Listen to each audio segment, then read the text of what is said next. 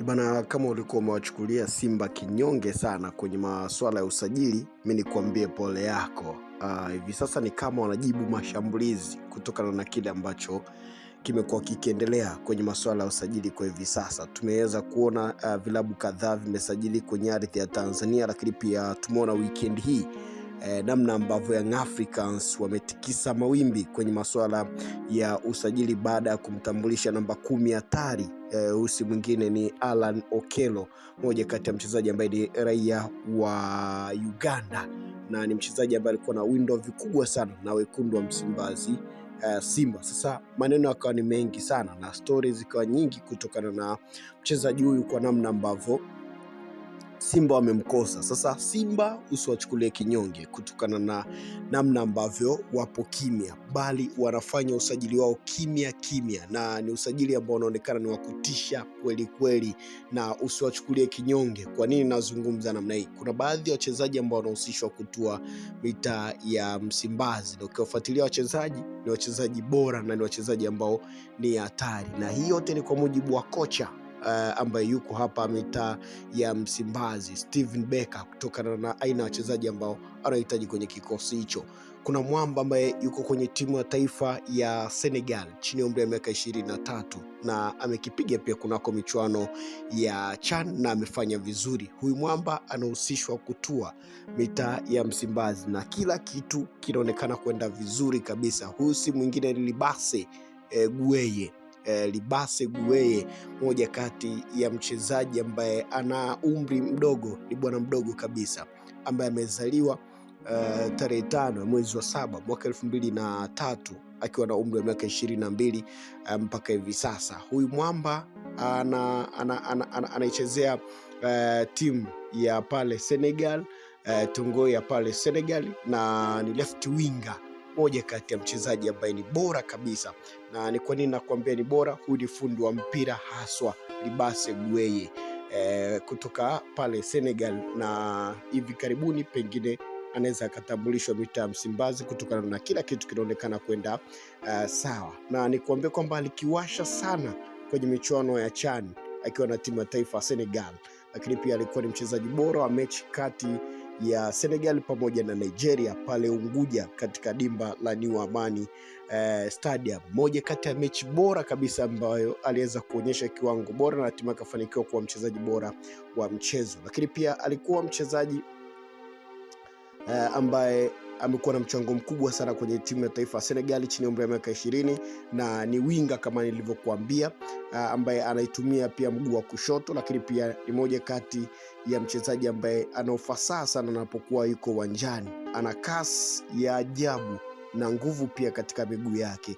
Huyu mchezaji aliwahi kuhusishwa kutoa na klabu ya Metz ya pale Ufaransa, ambapo klabu ya Messi ya pale Ufaransa ilivutiwa naye, lakini ilibaki kidunchu tu mwamba asajiliwe. Kuna mambo kidogo ambayo hayakwenda sawa, na mwisho siku mwamba akaendelea kubakia pale Senegal. Sasa wekundu wa Msimbazi Simba amevutiwa naye na kila kitu kinaonekana kinakwenda vizuri mpaka hivi sasa, na kama unavyoona hapo mwamba hayo ndo mavitu yake, namna ambavyo amekuwa akionyesha. Hivyo kama Simba wakifanikiwa kuipata imali, basi watakuwa wamesajili mchezaji ambaye ni bora na kwenda kuadd kitu kwenye eneo la safu ya ushambuliaji, hususan katika eneo la kiungo. Manake Gueye ni moja kati ya mchezaji ambaye ana uwezo wa kupiga zile pasi za kuvunja mistari, lakini pia na pasi zenye macho, na ni mchezaji ambaye mwenye uwezo pia wa kufunga vizuri kabisa. Ana V-pass ambazo ni hatari, ambazo anaenda kuziongeza pale mitaa ya Msimbazi. Simba wako kwenye njia sahihi kwenye masuala ya usajili. Mashabiki msike kinyonge, mashabiki wa Simba kuna namna, kama ukipita mtaani kwa siku za karibuni, wameonekana kuwa wanyonge sana baada ya kusikia Young Africans wamepita na Alan Okello. Sasa hii wiki pengine inaweza ikawa ni bora sana kwao kutokana na aina wachezaji ambao wamekuwa wakihusishwa kutua mitaa ya Msimbazi. Kama tuendapo kwa upande wa klabu ya Simba, watafanikisha pia kuweza kusajili wachezaji ambao ni bora ambao wamekuwa wakihusishwa kutua mitaa ya Msimbazi. Yuko beki hatari, beki kisiki wa Asante Kotoko ambaye amekuwa akihusishwa kutoa mitaa Msimbazi, lakini pia Kadim Diawi, moja kati ya beki ambaye ni nambari 3 kwenye kikosi cha Al Hilal Omdurman, naye pia amekuwa akihusishwa kutoa mitaa ya Msimbazi. Tunakumbuka kwenye dirisha kubwa la usajili alihusishwa kutoa, lakini Simba amerudi kwa mara nyingine kwa ajili ya kuhakikisha kwamba wanapata saini ya mchezaji huyu, na utakuja kuona kwamba sajili hizi ambazo zimekuwa zikihusishwa kutoa mitaa Msimbazi, yote inatokana na shinikizo la kocha Steve Becker ambaye amekuwa akisitiza viongozi kuhakikisha kwamba anahitaji mashine 5 za maana ambazo zinaweza zikafanya maajabu kwenye kikosi hicho. Lakini pia kwa upande wa golikipa Nyanda Pinpin Kamara, kocha pia amesisitiza kwamba viongozi wa Simba wamhakikishie kwamba Februari Mwamba anaweza akarejea uwanjani na kuweza kuitumikia timu hiyo, na kama inashindikana basi waingie sokoni kwa ajili ya kuweza kutafuta golikipa mwingine bora wa kisasa, golikipa wa kimataifa ambaye anaweza akaisaidia Simba na kuhakikisha kwamba lango linakuwa lipo salama. Ndugu yangu, mimi nikuambie kwamba kwenye masuala ya sajili hakuna mnyonge hata kidogo. Usione kwamba kama kuna ukimya umetawala. Simba nao pia wako kwenye mipango kwa ajili ya kuhakikisha kwamba wanakuwa bora haswa kwenye kila maeneo. Kikubwa tusubiri kuweza kuona mwisho siku mambo yatakuwaje. Lakini pia mwamba ambaye nimeweza kumtaja hapa, Libase Gueye bana, hili ni balaa lingine linakuja pia kwenye ligi kuu Tanzania bara. Je, mpo tayari kwa ajili ya hili balaa? Ni jambo pia la subira. Mimi ni Eric Keman, referee mwenyeji ya FIFA. Endelea kuifuatilia Gift Online TV.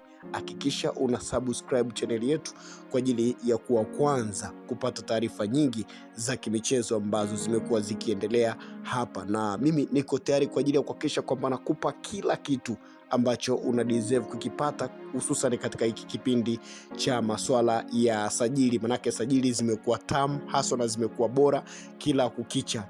Kikubwa ni kuendelea kubaki nasi. Bye bye.